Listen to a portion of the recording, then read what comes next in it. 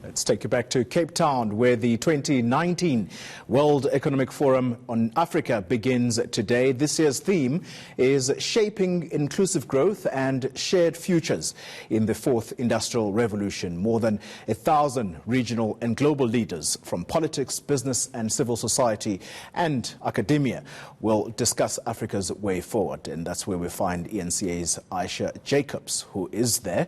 Aisha, good morning to you. So the issues of violence against foreign nationals surely is threatening to overshadow that particular forum. Talk to us about these world leaders, in particular African leaders, who are now staying away. Has there been confirmation of that?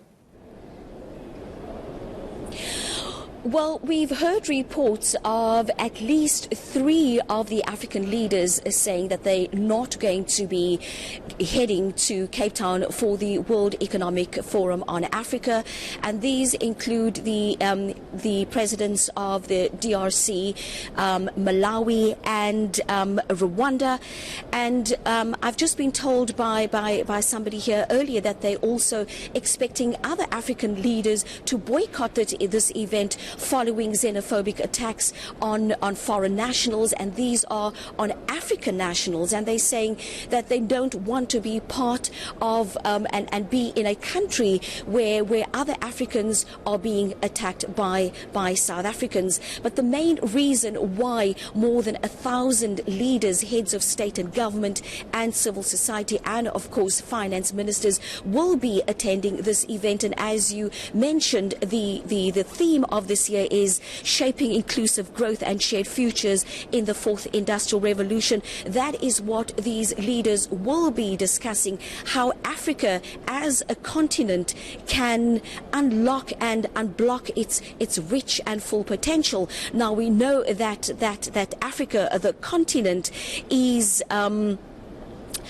home to 40 of the fastest growing developing and emerging countries. It also has the youngest population. So the leaders will be gathering here over the next 3 days to decide and to discuss just how Africa can unlock and unblock its full and rich potential.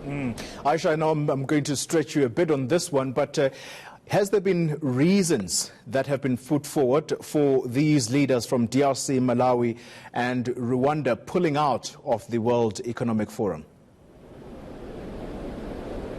Well, we haven't heard directly, but what we do know, and we've seen since the weekend in Johannesburg and in parts of China, where we've seen foreign nationals being attacked. Now, we know that our political leaders have been saying that there's a criminal element, but there is an element of criminality and, of course, an element of xenophobia.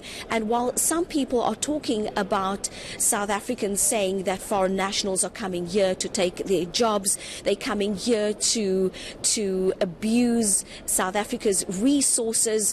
At the end of the day, it boils down to economics. If one looks at the perpetrators and the victims, these are all poor people, working class people, unemployed people, and these are all black Africans who are competing for scarce resources like jobs, like housing, and also like basic services like water and electricity. So at the end of the day, yes, there is a criminal element, there is an element of xenophobia, but it does boil down to economics. Aisha Ismail, thank you very much for that update. She's reporting to us live from Cape Town.